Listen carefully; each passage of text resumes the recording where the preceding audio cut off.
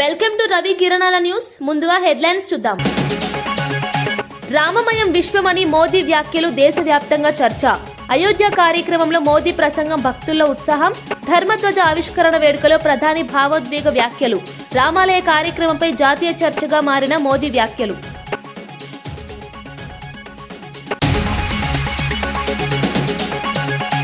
చీరలు రుణాల విషయంలో హరీష్ రావు విమర్శ. మహిళా చీరల పంపిణీపై ప్రభుత్వాన్ని నిలదీసిన హరీష్ రావు. చీరల సంఖ్య తగ్గించారని హరీష్ ఆరోపణ. వడ్డీ లేని రుణాల వ్యవహారంపై హరీష్ విమర్శలు కొనసాగింపు. బతుకమ్మ చీరలతో పోల్చి ప్రస్తుత ప్రభుత్వంపై హరీష్ విమర్శ.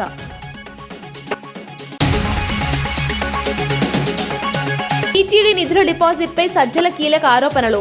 2014 నుండి 2019లో ప్రైవేట్ బ్యాంకులో డిపాజిట్లపై సజ్జల ప్రశ్నలు. టీటీడీ ధర్మ డబ్బు వినియోగంపై పారదర్శకత కోరిన సజ్జల. టీడీపీ హయాంలో బ్యాంకు డిపాజిట్లపై విచారణ కొనసాగుతోందని స్పష్టం.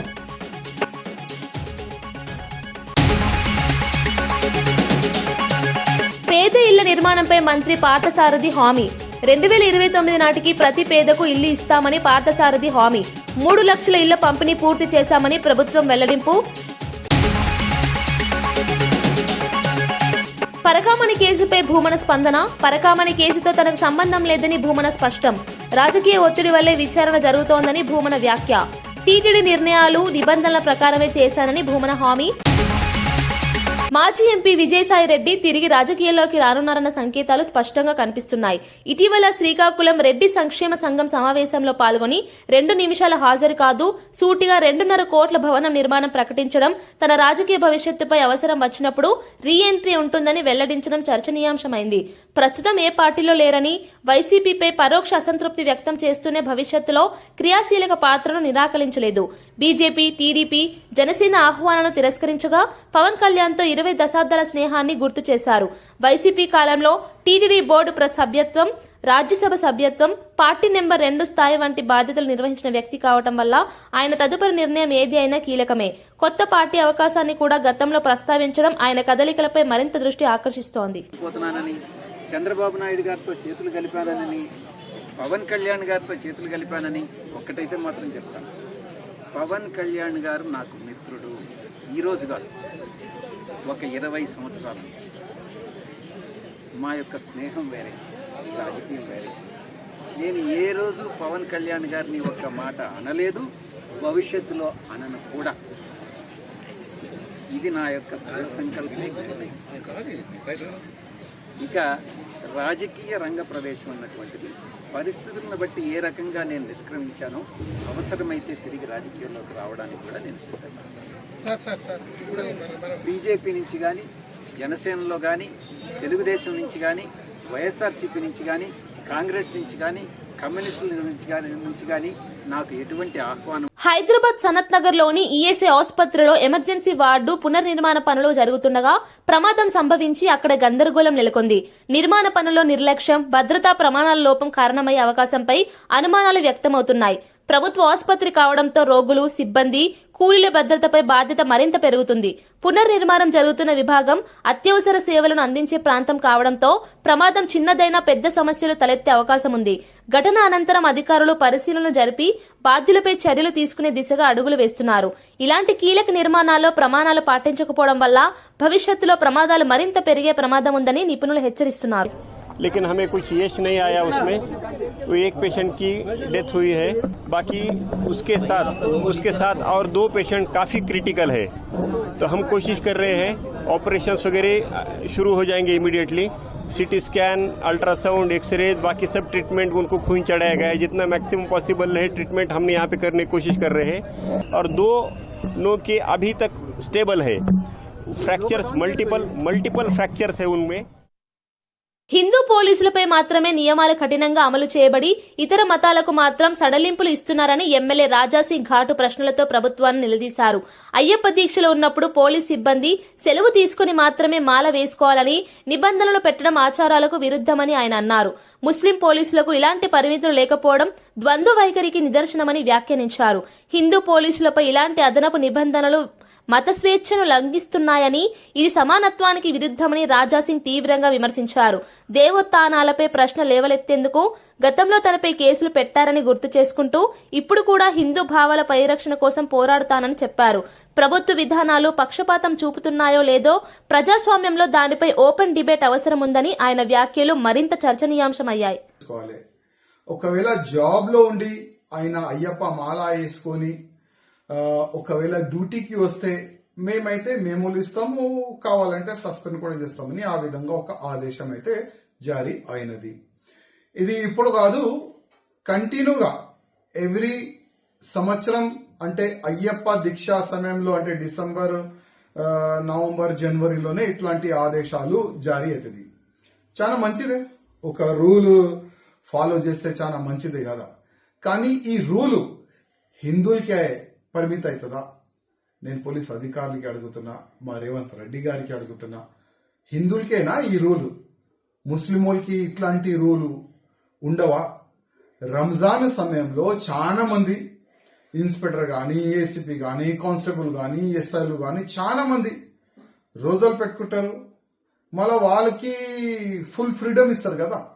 ఆయన ఏ టైం అయినా డ్యూటీ రావచ్చు, ఏ టైం అయినా మస్జిద్కి పోవచ్చు, నమాజ్ చదవనికి పోవచ్చు, ఇంటికి వెళ్ళిపోవచ్చు, రోజా ఇడవనికి వెళ్ళిపోవచ్చు, ఆయన ఎప్పుడైనా ఏదైనా చేయొచ్చు. ఆయన వాళ్ళకి ఇట్లాంటి రూల్స్ రెగ్యులేషన్ ఎందుకు పెట్టారు?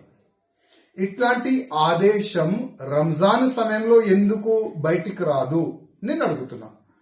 అంటే హిందూ ఫెస్టివల్ ఉంటే, హిందూ పండగలు వస్తే, అయ్యప్ప స్వామి దీక్షా సమయం వస్తేనే ఇట్లాంటి రూల్స్ యాద్ వస్తుందా నేను అడుగుతున్నా. మా రేవంత్ రెడ్డి గారికి నా ఒక్కటే ఒక నివేదిక, రూల్ ముస్లిమ్స్ గాని, హిందువులు గాని, సిక్కు గాని, ఇసాయిలు గాని ఒకటి సమానం ఉండాలి.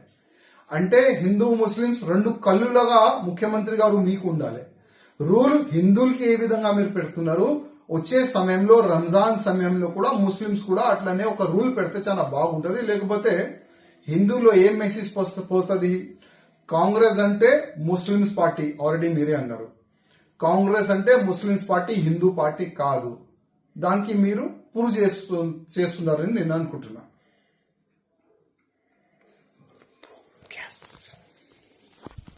సంగారెడ్డి గ్రామ పంచాయతీ ఎన్నికల నేపథ్యంలో కాంగ్రెస్ నేత జగ్గారెడ్డి నియోజకవర్గ ప్రధాన నాయకులతో ప్రత్యేక సమావేశం ఏర్పాటు చేశారు. సంగారెడ్డి నియోజకవర్గంలోని 84 గ్రామాల్లో కాంగ్రెస్ సర్పంచ్ అభ్యర్థులను గెలిపించే బాధ్యత అందరికీ ఉందని ఆయన స్పష్టం చేశారు. సీఎం రేవంత్ రెడ్డిని గ్రామాలకు తీసుకెళ్లి నిధులు మంజూరు చేయించే బాధ్యతను కూడా తానే తీసుకుంటానని జగ్గారెడ్డి చెప్పారు. కష్టకాలంలో కాంగ్రెస్ కండువా కప్పుకొని నిలిచిన నిజమైన కార్యకర్తలకే ఈసారి అవకాశం ఇవ్వాలని ఆయన సూచించారు. కాంగ్రెస్ ని ఈ ఊరుకు రోడ్డు తెస్తా,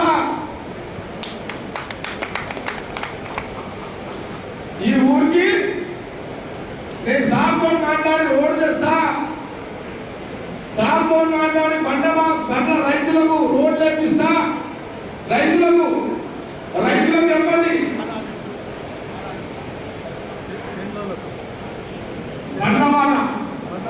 బండ్లవాడ అంటే రైతులు పంట పండించిన రైతు పంటని మార్కెట్ పట్టణానికి తీసుకుపోవడానికి ఎంత రోడ్డు కావాలో మీరు అన్నది మీ గ్రామంలో చెప్పండి. రేపు కాంగ్రెస్ కండువా సర్పంచ్ని గెలిపివని ఈ ఊరికి మెయిన్ రోడ్ చేస్తా, ఈ ఊర్లలో ఇంటర్నల్ రోడ్ వేపిస్తా, చేళ్ళకానికి తొవ్వలో రోడ్ వేపిస్తా అని మీరు మాటించుకోండి. అర్థమైన అందరికీ. రామగుండం నియోజకవర్గంలో దారి, మైసమ్మ, పోచమ్మ వంటి సంప్రదాయ దేవాలయాలను తొలగించారని ఆరోపిస్తూ మాజీ ఎమ్మెల్యే కోరుకంటి చందర్ తీవ్ర నిరసన వ్యక్తం చేశారు. గోదావరికని ప్రాంతంలో 46 ఆలయాలను కూల్చివేయడం హిందువుల మనోభావాలను దెబ్బతీసే చర్య అని ఆయన విమర్శించారు. ఈ కూల్చివేతలు ఎమ్మెల్యే రాజ్ ఠాకూర్ ఆదేశాలపై జరిగాయని, దీనిపై ప్రభుత్వం మౌనం ఎందుకు వహిస్తోందని ప్రశ్నించారు. శాంతియుత నిరసన తెలిపిన బీఆర్ఎస్ కార్యకర్తలపై పోలీసులు లాఠీచార్జ్ చేయడం హక్కుల ఉల్లంఘన అని అన్నారు. పూర్వ వైభవం పేరిట చిన్న వ్యాపారులను బలవంతంగా రోడ్డున పడేయడం, సింగరేణి నిధులతో నిర్మించబోయే షాపింగ్ కాంప్లెక్స్ లో వారికి స్థలం ఇవ్వకపోవడం అన్యాయమని చెప్పారు.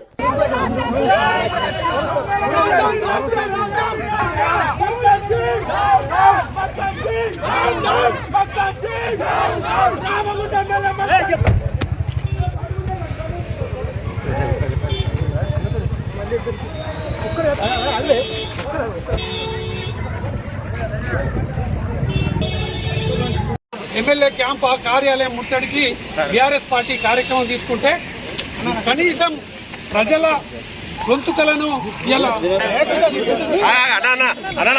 సముదాయాన్ని సింగరేణి కట్టేటువంటి చిరు వ్యాపారస్తులకు అప్పగించాలి. అదేవిధంగా మైసమ్మ కుళ్ళకు కట్టినటువంటి కులగొట్టినటువంటి వాళ్లకు శిక్ష విధించాలని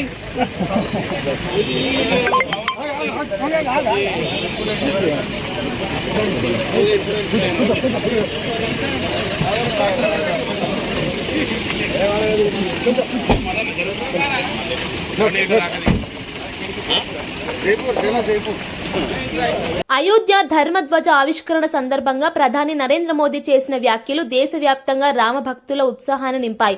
సంపూర్ణ విశ్వం రామమయం అయింది, రామభక్తుల సంకల్పం నేటితో సాక్షాత్కరించింది అని ఆయన అన్నారు.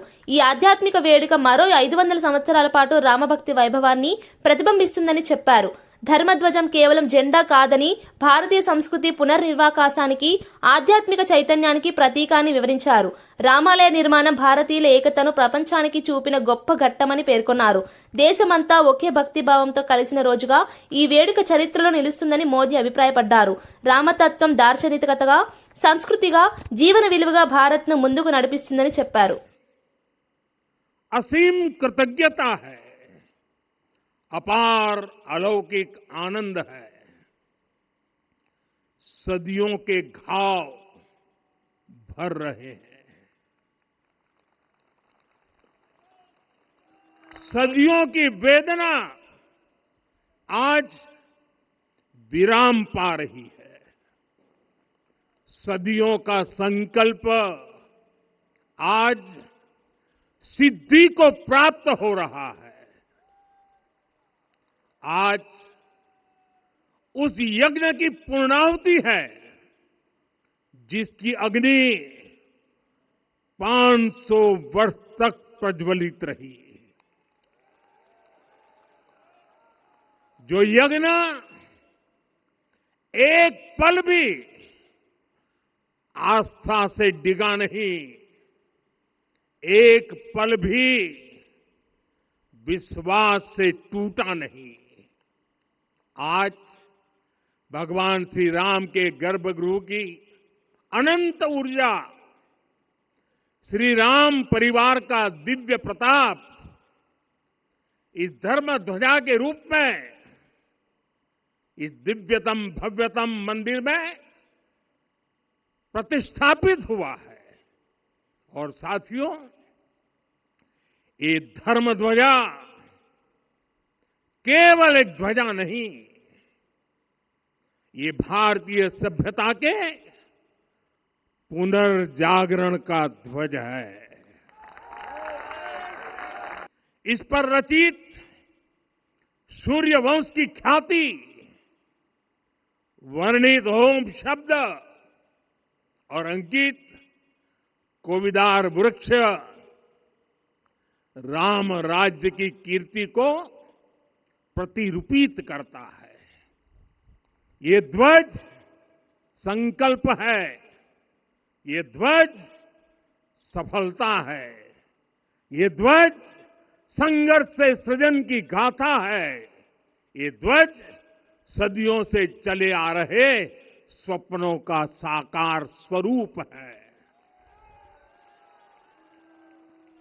ये ध्वज संतों की साधना और समाज की सहभागिता की సార్థక పరిణితి. సిద్దిపేటలో వడ్డీ లేని రుణాల పంపిణీ కార్యక్రమంలో పాల్గొన్న హరీష్ రావు మహిళలకు చీరల పంపిణీపై కాంగ్రెస్ ప్రభుత్వాన్ని తీవ్రంగా నిలదీశారు.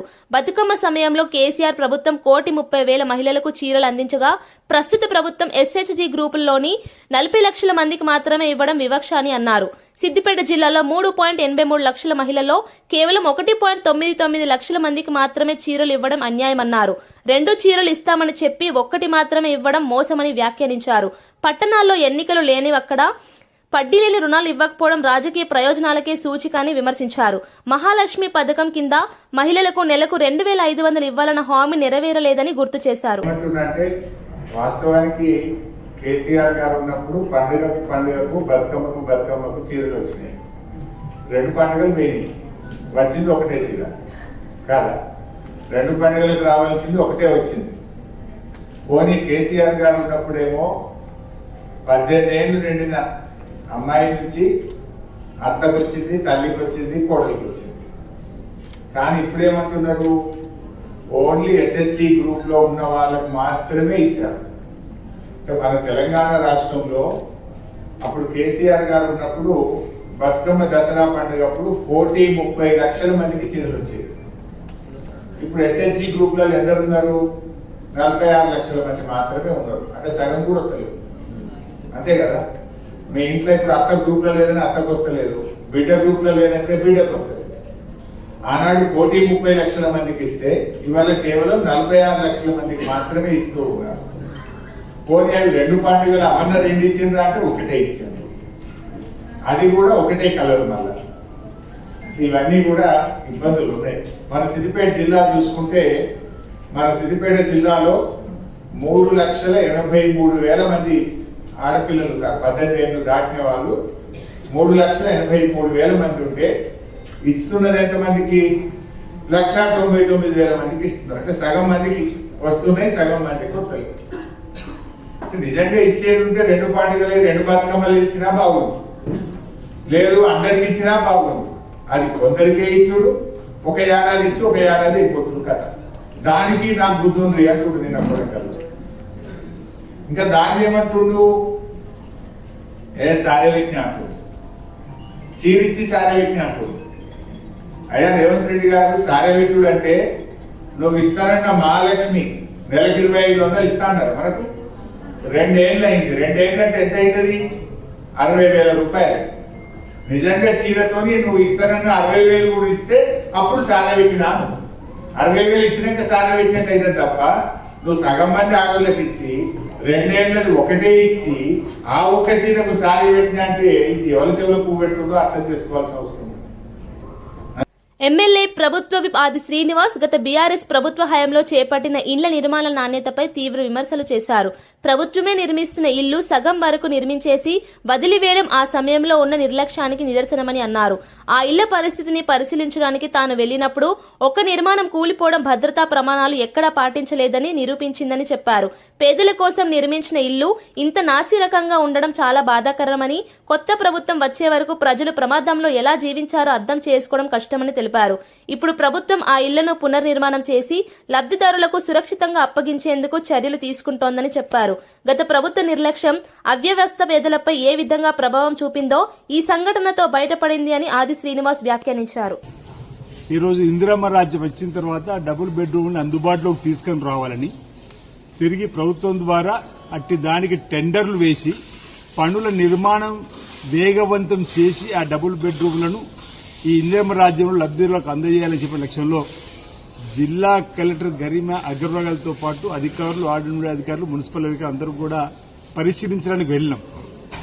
ఆనాడు మేము ఏదైతే నాణ్యత లేని కట్టడాలు కడుతున్నాం చెప్పడం అనే ఆరోపణ చేసిన దాని నిదర్శనం ఈరోజు మేము పోయి నిలబడి చూస్తున్నా గానీ కుంగింది, కూలిపోయింది. మీరు చూశారు అక్కడ కాళేశ్వరము అట్టడు కుంగిపోయింది, అన్నారము సుందిల దగ్గర బుంగలు పట్టి సీప చేసింది. ఇది కేసీఆర్, కేటీఆర్ ఆనాటి బీఆర్ఎస్ పరిపాలన జరిగినటువంటి నిర్మాణాలు. ఇంకా భవిష్యత్తులో ఏమెక్కడెక్కడ ఏం జరుగుతుందో వాళ్ళ అక్రమార్జన కోసం నిర్మాణం చేసినటువంటి కట్టడాలు చెప్పని చూస్తే మేము అంటే ఆనాడు ఎక్కడైతే ఇప్పుడు బహుశా మీరు విజువల్స్ పాతవి చూస్తే, నేను ప్రతిపక్ష నాయకుడిగా రేవంత్ రెడ్డి గారు రీసెర్చ్ చేసినప్పుడు అనేక అక్రమ కట్టడాలపైన కానీ లేకపోతే నాణ్యతలను కట్టడానికి ధర్నా చేసినాం. ఇక్కడ కూడా మీరు ధర్నా చేసినవారు బహుశా విజువల్ మీరు చూస్తే ఆనాటి విజువల్ కూడా దొరకవచ్చు. ఎక్కడైతే మేము నిలబడ్డ దగ్గర కుంగిపోయిందో అక్కడ కూడా మేము గతంలో ఇది నాణ్యతలను కట్టడం చెప్పినట్టు సందర్భం. ఈరోజు నాణ్యత లేని కట్టడానికి నిదర్శనం ఆనాటి నాయకులు కేవలం అక్రమార్జనకే తెరలేపిండ్రు, ఆనాడు కట్టడం వల్ల చెప్పడానికి నిదర్శనం. అయినా ఎవరికి ఏం జరగలేదు. మేము మళ్లీ చక్కటి కట్టడాలు నిర్మాణం చేసి లబ్ధిదారులకు అందించే కార్యక్రమం చేస్తాం. ప్రజలందరూ కూడా గమనించాలి, ఆ 10 సంవత్సరాలు దోచుకొని దాచుకుని చెప్పడానికి నిదర్శనంగా ఈరోజు ఇలాంటి కట్టడాలు కనిపిస్తా ఉన్నాయి. ఈరోజు మేము అనడం కాదు, స్వయంగా సొంత చెల్లి కవితనే అన్నది. హరీష్ రావు ఇంట్లోనో సంతోషరావు ఇంట్లోనో బంగారమయమైతే తెలంగాణతో బంగారమయం కాదు. అవినీతి అక్రమాలు జరిగింది. నిన్న వరంగల్ వచ్చినప్పుడు ఒక ఆరోపణ చేసింది, మెదక్ వచ్చినప్పుడు ఒక ఆరోపణ చేస్తుంది. అంటే సొంత ఇంటి నుంచి కూడా నిరసన వస్తున్న సందర్భంలో ఈరోజు స్వయంగా కూడా వాళ్ళ హయాంలో నిర్మాణం జరిగిన డబుల్ బెడ్రూమ్ ఇల్లు కుంగిపోయింది, కూలిపోయింది స్వయంగా చూశారు. ఇది వారి హయాంలో అవినీతి అక్రమాలకు నాణ్యత లేని కట్టడాల నిర్మాణానికి పరాకాష్ఠగా మనం స్వయంగా చూడవచ్చు అని చెప్పి సందర్భంగా తెలియస్తా ఉన్నాం. టీటీడీ నిధుల దుర్వినియోగంపై మాజీ మంత్రి సజ్జల రామకృష్ణారెడ్డి ఘాటు వ్యాఖ్యలు చేశారు. 2014 నుండి 2019 టీడీపీ హయాంలో 1300 కోట్లను నిబంధనలకు వ్యతిరేకంగా ప్రైవేట్ బ్యాంకులో డిపాజిట్ చేశారని ఆరోపించారు. టీటీడీ నిధుల్లో 10% కంటే ఎక్కువ మొత్తాన్ని ప్రైవేట్ బ్యాంకులో పెట్టకూడదన్న నియమాన్ని స్పష్టంగా ఉల్లంఘించారని చెప్పారు. ఈ విషయంలో టీడీపీ ప్రభుత్వం సాకులు చూపుతూ కాలక్షేపం చేసిందని, అయితే వైఎస్ఆర్సీపీ ప్రభుత్వం అధికారంలో ఉన్నప్పుడు విచారణలను రాజకీయ ప్రతీకారంగా చేయలేదని అన్నారు. ఇప్పుడు జరుగుతున్న విచారణలు టీడీపీ చేస్తున్న అక్రమాలపై ఆధారపడి ఉన్నాయని, వైఎస్ఆర్సీపీ టార్గెట్ కోసం ప్రారంభించలేదని స్పష్టం చేశారు. 300 కోట్లు ఎస్ బ్యాంక్ అనే దాంట్లో చేశారు. సుబ్బారెడ్డి గారు చైర్మన్ అయినాక ఇదేంటిది నేషనలైజ్డ్ బ్యాంక్స్లో ఉండాలి కదా ఆయన మొత్తం తీసి నేషనలైజ్డ్ బ్యాంకు మార్చారు. నెలకు అది క్రైసిస్లో పడిపోయింది ఎస్ బ్యాంకు. దాని మీద ఇన్వెస్టిగేషన్లో జరిగి మళ్ళీ ఇప్పుడు కోరుకుందో ఏదో అయినట్టుంది, కానీ అప్పుడైతే క్రైసిస్ వచ్చినట్టుంది ప్రైవేట్ బ్యాంకు. మరి నీ నిబంధనలు నువ్వు ఉల్లంఘించినావు. మరి చంద్రబాబు నాయుడు గవర్నమెంట్ చంద్రబాబు నాయుడు చేశాడు అది లేదు. నువ్వు ఆ రోజు వాళ్ళ హయాం టీటీడీ హయాంలో ఆ బోర్డు చేసిన తప్పు క్లియర్గా అక్కడ కనపడుతుంది. కరప్షన్కు స్కోప్ ఉన్నట్టు క్లియర్గా కనపడుతుంది. 1300 కోట్లు డిపాజిట్ చేసి నువ్వు ఒక బ్యాంకు ప్రైవేట్ బ్యాంకు నిబంధనలకు విరుద్ధంగా చేశావు. చేసినందుకు బదులు ఎంత తీసుకున్నావో తెలియదు. మరి అనొచ్చుగా చేయాలి. ఆ రోజు దాన్ని సాల్వ్ చేశారు, ఆ రోజు పాయింట్అవుట్ చేశారు. దాని మీద అరెస్టులు చేయలే జగన్మోహన్ రెడ్డి గారు, దాన్ని టేకప్ చేసేయాలి. ఎందుకంటే చేతి నిండా పని ఉంది, జనానికి చేయాల్సింది ఉంది. దాన్ని కరెక్ట్ చేసుకుంటూ సిస్టమ్స్ ఎవాల్వ్ చేసుకుంటూ పోయినారు తప్ప దాని మీద అదొక స్కామ్ అని చేసి చంద్రబాబు నాయుడు అరెస్ట్ చేయలే. చంద్రబాబు నాయుడు అరెస్ట్ చేసినాం, ఇదేంటో చేశాము, క్లియర్ కట్ ప్రూఫ్ ఉన్న దాంట్లో చేశాము. ఏది ఆ స్కిల్ డెవలప్మెంట్ దీంట్లో ఏదైతే చేశామో దానికి ఏదైతే వాళ్ళకున్న ఒప్పందం ప్రకారం క్యాబినెట్ అప్రూవ్ చేసిన దానికి డీవియేట్ చేస్తూ కార్పొరేషను, స్కిల్ డెవలప్మెంట్ కార్పొరేషను నేరుగా ముందే పేమెంట్ పంపడం, అది కూడా షెల్ కంపెనీస్ నుంచి ఎండ్ పార్టీస్కి వెళ్ళిపోయినట్టు ప్రూఫ్తో సెంట్రల్ గవర్నమెంట్ జీఎస్టీ రిలేటెడ్ వాళ్ళ దాంట్లో బయటపడడం. There is a clear cut proof, basis ఉంది ప్రైమా ఫేస్. పేదలందరికీ గృహ నిర్మాణం కల్పించడమే కూటమి ప్రభుత్వ ప్రధాన లక్ష్యమని మంత్రి పార్థసారథి తెలిపారు. కూటమి ప్రభుత్వం ఏర్పడిన వెంటనే గృహ నిర్మాణం రంగంలో వేగంగా చర్యలు తీసుకుని ఇప్పటికే 3 లక్షల ఇళ్లను పూర్తి చేసి లబ్ధిదారులకు తాళాలు అందించామని చెప్పారు. 2029 నాటికి రాష్ట్రంలోని ప్రతి పేద కుటుంబానికి సొంత ఇల్లు కల్పించే దిశగా భారీ కార్యక్రమం రూపొందించామని తెలిపారు. మౌలిక వసతులు, నాణ్యతా ప్రమాణాలు, పారదర్శక కేటాయింపులపై ప్రభుత్వం ప్రత్యేక శ్రద్ధ పెట్టిందని చెప్పారు. డబ్బుల కొరత, గత ప్రభుత్వంలో నిలిచిపోయిన పనులను పునః ప్రారంభించడం వంటి అడ్డంకులను అధిగమించేందుకు సమగ్ర ప్రణాళిక రూపొందించినట్లు చెప్పారు. రూపాయి కట్టుకుంటున్నారనే ఆలోచన కూడా ఆనాటి ముఖ్యమంత్రి గారికి రాలేదా అని చెప్పేసి నేను ప్రశ్నిస్తా ఉన్నాను. నేను నిర్దాక్షిణ్యంగా 921 కోట్లని ఎగ్గొడతమే కాకుండా 4.7 లక్షల ఇల్లు, వివిధ దశల్లో ఉన్న ఇళ్ళని రద్దు చేశారు. ఈరోజు ముఖ్యమంత్రి గారు 3 లక్షల ఇల్లు పూర్తి చేశాం. ఆయన 2029 కల్లా హౌస్ ఫర్ ఆల్ అనే కార్యక్రమంతో ముందుకెళ్తున్నామని చెప్పేసి నేను మనవి చేస్తాను. మరో 5 లక్షల ఇల్లు ఉగాది కల్లా కంప్లీట్ చేయాలని చెప్పేసి మాకు ఆదేశాలు ఇవ్వడం జరిగిందని చెప్పేసి మనవి చేస్తాను. రాక్రీట్ నిర్మాణ సంస్థ ఏదైతే ఉందో వాళ్ళు చాలా ఈ స్కీమ్కి తీరని అన్యాయం చేశారని చెప్పేసి కూడా సందర్భంగా తెలియజేస్తాను. అంటే 50,402 టేకప్ చేశారు. దాంట్లో 47,850 రూపాయలు 850 ఇళ్ళు మాత్రమే స్టార్ట్ చేశారు, కొంత ఎక్కడ కంప్లీట్ చేయాలి. సో దీని ద్వారా మరి వేలాది మంది లబ్ధిదారులకి తీవ్ర అన్యాయం కూడా చేశారని చెప్పేసి మనం చేస్తాను. వీరు దాదాపు 80 కోట్ల రూపాయలు అవకతవకలు చేశారని చెప్పేసి విజిలెన్స్ రిపోర్టు. దీన్ని రికవరీ చేయడానికి ఆల్రెడీ చర్యలు తీసుకున్నాం. ఏ జిల్లాల్లో ఎక్కడెక్కడ అవినీతి జరిగిందో, లేకపోతే మెటీరియల్ తీసేసుకుంటాం కానీ, లేకపోతే ఎక్కువ డబ్బులు డ్రా చేస్తాం కానీ జరిగిందో ఆయా జిల్లాల్లో లీగల్గా ఎటువంటి అవకాశం ఉన్నా కూడా అన్ని కేసులు, క్రిమినల్, సివిల్ అన్ని కేసులు కూడా నమోదు చేయమని చెప్పేసి కూడా ఆదేశాలు ఇవ్వడం జరిగిందని చెప్పేసి కూడా మనం చేస్తాను. రాక్రీట్ సమస్య రాజమహేంద్రవరం కలెక్టరేట్లో జిల్లా అధికారులతో సమీక్ష నిర్వహించిన మంత్రి నాదెండ్ల మనోహర్ రాష్ట్ర వ్యాప్తంగా ధాన్యం కొనుగోలు ప్రక్రియ పండుగ వాతావరణంలో సాగుతున్నట్లు తెలిపారు. రైతులు ఎటువంటి ఇబ్బందులు పడకుండా ధాన్యం కొనుగోలు కేంద్రాలను సమర్థంగా నిర్వహించేందుకు ప్రభుత్వం ప్రతి చర్య తీసుకుంటుందన్నారు. ముఖ్యమంత్రి చంద్రబాబు నాయుడు, ఉప ముఖ్యమంత్రి పవన్ కళ్యాణ్ నాయకత్వంలో కూటమి ప్రభుత్వం రైతుల పట్ల సానుభూతి, బాధ్యతతో వ్యవహరిస్తోందని చెప్పారు. ముందస్తు సన్నాహాలు, తక్షణ చెల్లింపులు, రవాణా సౌకర్యాలు, నిల్వ కేంద్రాల ఏర్పాటుతో రైతులకు నమ్మకం కలిగించే విధంగా చర్యలు తీసుకుంటున్నట్లు తెలిపారు. రైతు సోదరుడికి అండగా ఒక భరోసా ఇచ్చినట్టు మా కూటమి ప్రభుత్వం గౌరవ ముఖ్యమంత్రి గారు చంద్రబాబు నాయుడు గారు, అదేవిధంగా గౌరవ ఉప ముఖ్యమంత్రి గారు పవన్ కళ్యాణ్ గారి నాయకత్వంలో గతంలో ఎన్నడూ లేని విధంగా కొన్ని సంస్కరణలు తీసుకొచ్చి రైతాంగానికి మేలు జరిగే విధంగా అనేక కార్యక్రమాలు చేపట్టాం. మీ అందరికీ తెలుసు, ఎక్కువగా ఉభయ గోదావరి జిల్లాలోను, కృష్ణా జిల్లాలోను మన ప్రాంతాల్లో ఈ రైతులు ఎంతో ఎంతో కష్టపడి ఒక అద్భుతమైన కార్యక్రమం ద్వారా అన్నపూర్ణ లాంటి జిల్లాలని ప్రపంచవ్యాప్తంగా ఒక అద్భుతమైన పేరు తీసుకొచ్చారు. సో అందులో భాగంగా మాకున్న అంచనాల మేరకు సుమారు 4,90,000 ధాన్యం పండుతుందనే అంచనాలకి 4 లక్షల వరకు మేము కొనుగోలు చేయడానికి సిద్ధమయ్యాం మన తూర్పుగోదావరి జిల్లాలో. అందులో భాగంగా ఆల్రెడీ ఈ రోజుకి వచ్చిన సంఖ్య 1,35,000 మెట్రిక్ టన్నులు ధాన్యం సేకరించాం. అంటే సుమారు 400 కోట్ల రూపాయలు ఆల్రెడీ రైతుల ఖాతాలో జమ చేసాం. జమ చేయడమే కాదు, 4-5 గంటల్లోనే వాళ్ళ ఖాతాలో జమ చేస్తాం. ఇది అద్భుతమైన కార్యక్రమం చేపట్టాం. ఇంకా కొంచెం లోతుగా సమీక్షించుకొని చిన్న పొరపాట్లు ట్రాన్స్పోర్ట్ విషయంలో కానివ్వండి, గోను సంచుల విషయంలో కానివ్వండి, రైతులు ఎక్కడ కూడా కష్టాన్ని ఎదుర్కోకూడదు. ఇన్ని రోజుల నుంచి వాళ్ళు ఏ విధంగా ఒక బిడ్డను పోషించినట్టు పంట జాగ్రత్త చూసుకున్నారు. రాబోయే రోజుల్లో కూడా ప్రభుత్వం నుంచి మేము అందించే ఈ వెసులుబాటును వాళ్ళకు ఉపయోగపడే విధంగా కార్యక్రమం చేస్తున్నాం. రైతు సహాయ కేంద్రాల్లో కూడా మా సిబ్బందికి చక్కగా వాళ్ళకి ట్రైనింగ్ ఇచ్చాం, యంత్రాలు మార్చాం. ఎక్కడ కూడా తేమ శాతంలో పొరపాటు లేకుండా ఒక నమ్మకంతో టీటీడీ పరకామణి చోరీ కేసులో సిఐడి విచారణకు హాజరైన మాజీ చైర్మన్ భూమన కరుణాకర్ రెడ్డి ఈ కేసుతో తనకు ఎలాంటి సంబంధం లేదని స్పష్టం చేశారు. నక్కకు నాగలోకానికి ఉన్నంత దూరం ఉంది అంటూ తాను ఈ వ్యవహారానికి పూర్తిగా దూరమని పేర్కొన్నారు. రాజకీయ ఒత్తిడితోనే లోకేష్ ఈ విచారణను ముందుకు నెడుతున్నారని విమర్శించారు. తాను టీటీడీ చైర్మన్ గా ఉన్న సమయంలో ప్రతి నిర్ణయం నిబంధనలకు అనుగుణంగా తీసుకున్నానని, పరకామణి వినియోగం భద్రతా వ్యవస్థలు కూడా పారదర్శకంగా నిర్వహించామని తెలిపారు. తనపై వేస్తున్న ఆరోపణలు రాజకీయ ప్రేరేపితమైనవని, నిజం ఎప్పటికైనా బయటపడుతుంది. హైదరాబాద్ రాష్ట్ర రాజకీయాల్లో మరోసారి భూ కుంభకోణ ఆరోపణలు వేడెక్కాయి. సీఎం రేవంత్ రెడ్డి ఒక్కటే దెబ్బతో అదానీ, అంబానీ స్థాయిని మించేలా 5 లక్షల కోట్ల భూ స్కెచ్ వేసినట్లుగా ఆరోపించిన బీఆర్ఎస్ వర్కింగ్ ప్రెసిడెంట్ కేటీఆర్ తీవ్రంగా విమర్శించారు. ఈ ఆరోపణలతో రాష్ట్రంలో ఇద్దరు ప్రధాన వర్గాల మధ్య మళ్లీ మాటల యుద్ధానికి నాంది పలికింది. నాడు తెలంగాణ ఉద్యమంలో ప్రజలను చైతన్యం చేసినట్టు ఇప్పుడు అవినీతి అరాచకాలపై కాంగ్రెస్ సర్కార్ చేస్తున్న చర్యలను ప్రజలు గమనించాలని కేటీఆర్ సూచించారు.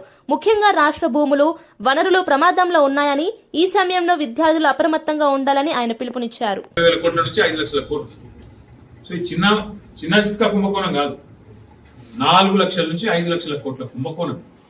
రేవంత్ రెడ్డి గారి మనమడికి మునిమనమడి పుట్టేదాకా, వాళ్ళ మునిమనమడి పుట్టేదాకా ఆయన డోక లేకుండా అదానీ, అంబానీ ఒకటే దెబ్బల క్రాస్ కావాలని చక్కర్లా ఇవాళ రేవంత్ రెడ్డి గారిని స్కెచ్ చేసి, మరి దీని మీద మాట్లాడకపోతే, దీని మీద కొట్లాడకపోతే, దీని మీద పోరాటం చేయకపోతే రేపు ఇక ఎలక్షన్లు ఉండవు, ఏముండవు, కొనుక్కునే ఉంటుంది మొత్తం. ఇక నిలబెట్టి మనిషికి 1 లక్ష రూపాయలు వాడేసి కొనేస్తాడు రేవంత్ రెడ్డి గారు.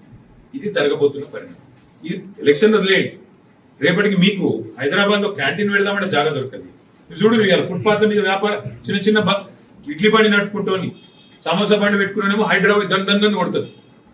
ఇడ్లీ బండి చిన్న చెప్పుల దుకాణం నడుపుకుంటాడు ఫుట్పాత్ మీద కొట్టవతల వారేస్తారు. కానీ వీళ్ళేం చేస్తున్నారు, ఇక్కడ 9,300 ఎకరాలు. వార్తలు ముగించే ముందు ముఖ్యాంశాలు మరోసారి. రామమయం విశ్వమని మోదీ వ్యాఖ్యలు దేశవ్యాప్తంగా చర్చ. అయోధ్య కార్యక్రమంలో మోదీ ప్రసంగం భక్తుల్లో ఉత్సాహం. ధర్మధ్వజ ఆవిష్కరణ వేడుకలో ప్రధాని భావోద్వేగ వ్యాఖ్యలు. రామాలయ కార్యక్రమంపై జాతీయ చర్చగా మారిన మోదీ వ్యాఖ్యలు.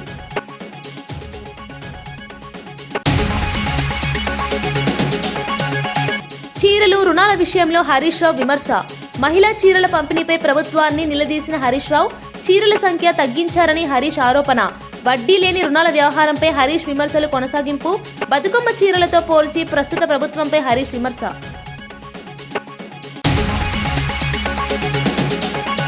టీటీడీ నిధుల డిపాజిట్పై సజ్జల కీలక ఆరోపణలు. 2014 నుండి 2019లో ప్రైవేట్ బ్యాంకులో డిపాజిట్లపై సజ్జల ప్రశ్నలు. టీటీడీ ధర్మ డబ్బు వినియోగంపై పారదర్శకత కోరిన సజ్జల. టీడీపీ హయాంలో బ్యాంకు డిపాజిట్లపై విచారణ కొనసాగుతోందని స్పష్టం.